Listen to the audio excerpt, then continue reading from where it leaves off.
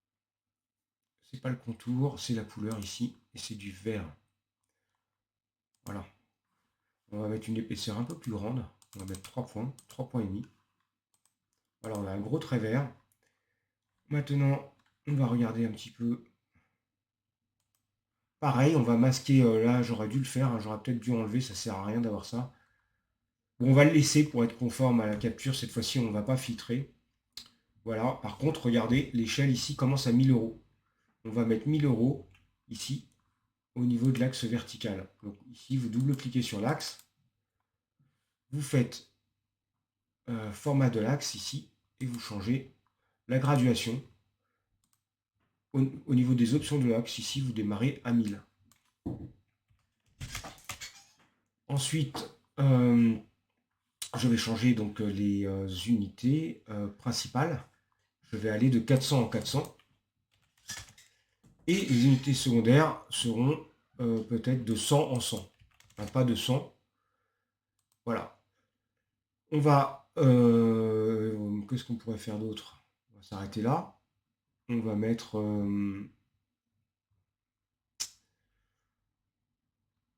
option de texte ici. On va s'arrêter là. Voilà. Je regarde un petit peu. Oui, je pense qu'on est bon. On va rester comme ça. Donc, les traits horizontaux, est-ce qu'ils y sont? Je vais vérifier. Oui, ils y sont. C'est parfait. Terminé. On a fait notre courbe. On la déplace, on la colle à côté. Et on a nos deux graphiques de terminé. Maintenant, on va passer sur le dernier type de graphique. On va faire un graphique de type barre. Pour faire ce graphique de type barre, il faut... donc c'est un graphique qui va nous permettre de regarder la répartition des entrées-sorties par catégorie. Par conséquent, ici, il va nous falloir faire un tableau adapté qui nous permet de générer le tableau. On va donc partir dans le journal ici. Et donc, je regarde le résultat attendu.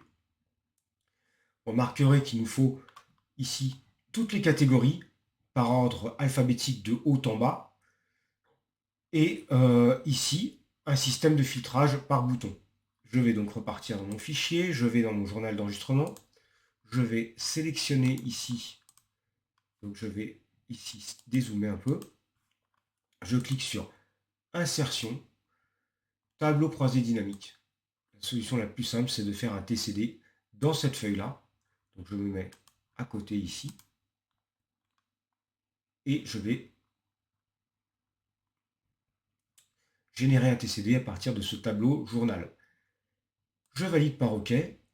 Il me faut les catégories. Et en face de chaque catégorie, il me faut les entrées, les sorties. Donc on va fermer ça et on va regarder. Voilà. Ici, on a les entrées et les sorties. Donc on pourrait ici améliorer, mettre par exemple, paramètres des champs de valeur, mettre un format euro, format de nombre, ici, monétaire, sans décimale. Voilà. Voilà, les sorties sont en euros. Pour les entrées, on va faire la même chose. Paramètres des champs de valeur, format des nombres, monétaire, pas de décimale, devise euro. Voilà. Allez, on va repartir de ce tableau maintenant. On pourrait améliorer, bien sûr, hein. Donc là, on verra un autre tuto pour pouvoir avoir un tableau plus sympa, par exemple avec des styles. On pourrait tout à fait mettre ici un style de tableau pour avoir quelque chose de plus joli. Par exemple, on va mettre ça. Ici, on n'a pas besoin. Donc on va mettre catégorie, KT. Ici, on pourrait mettre ça centré, par exemple. Bref, ce n'est pas l'objectif pour aujourd'hui. En tous les cas, on va générer un graphique à partir de ça. Insertion. Ici, on repart dans l'onglet Analyse et on va insérer un graphique. On va installer un graphique croisé dynamique. On va prendre un graphique à barre et on va le déplacer ici directement dans la feuille Analyse. Voilà. Ici, on va mettre ça un petit peu plus bas. On va se débarrasser des boutons ici. Clic droit, masquer tous les boutons. On va agrandir pour pouvoir mieux travailler. Et puis, on va rajouter ici. On va regarder un petit peu ce qu'on pourrait faire. On va rajouter ça, les segments. Et on va rajouter aussi des lignes horizontales. Ici, on va partir sur quadrillage et on va mettre des lignes non pas verticales mais horizontales. Regardez. Hop. Voilà. Ensuite, je vais rajouter ici dans Analyse, je vais rajouter un segment. Le segment, c'est par rapport au champ catégorie ou au champ mois plutôt. Donc on va avoir les catégories et on pourra à côté avoir un segment qui nous permet de filtrer. On va le passer en vert. Voilà. Et on va ici, faire disparaître la légende du segment. Voilà. Ensuite, qu'est-ce qu'on pourrait faire? On va sélectionner le mois de février et on va passer ça en jaune plutôt. Et ça en rouge. Alors, les dépenses sont en rouge. Donc je sélectionne les dépenses. Je vais dans Accueil et je vais mettre du rouge sur toute la série qui était auparavant orange par défaut. Ça, on a dit qu'on le passait en jaune, segment jaune. Voilà. Ensuite, on va filtrer sur le mois de février. On va regarder la correction. Février est bien coché. Je dois récupérer 793 € en alimentation et 127 € de carburant. Maintenant, je vais essayer de... Ah, on ne voit pas. Je vais rajouter des étiquettes. Ici, étiquettes. Je vais rajouter des étiquettes de données. Donc, je coche ça. Ici. Voilà. Et puis, je vais les mettre en plus gros. Donc, je vais mettre du 12. Gras. Je vais les mettre dans un petit cadre jaune. Et je remarque que mon carburant est bien à 127 €. 993 € ici. Donc on est à peu près conforme. Sauf que l'alimentation doit être tout en haut. Parce qu'on trie de A à Z, de haut en bas. Donc je retourne ici. Je vais cliquer sur cet axe. Double clic. Non, pas double clic. Clic droit plutôt. On va faire mise en forme de l'axe. Et on va inverser les données de l'axe des abscisses. C'est-à-dire que l'axe des abscisses est passé en haut ici, alors qu'il était en bas. Et du coup, ça a décalé mes étiquettes. Donc moi, je trouve ça plus lisible parce qu'on part de A et on va jusqu'à Z, de haut en bas. Par contre, il faudra lire les abscisses en haut ici.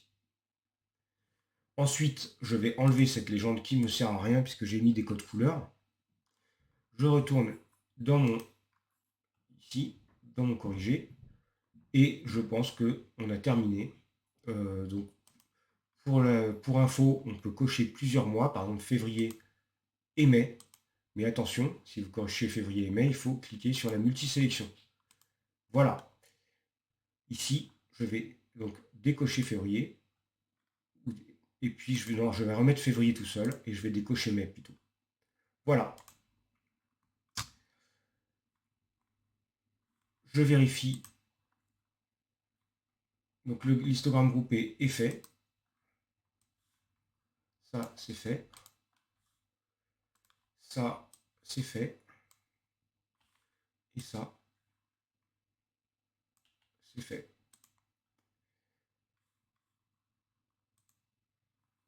Bien voilà, l'exercice est terminé. J'espère avoir été suffisamment clair. Je vous dis à très bientôt et merci de m'avoir écouté. Au revoir.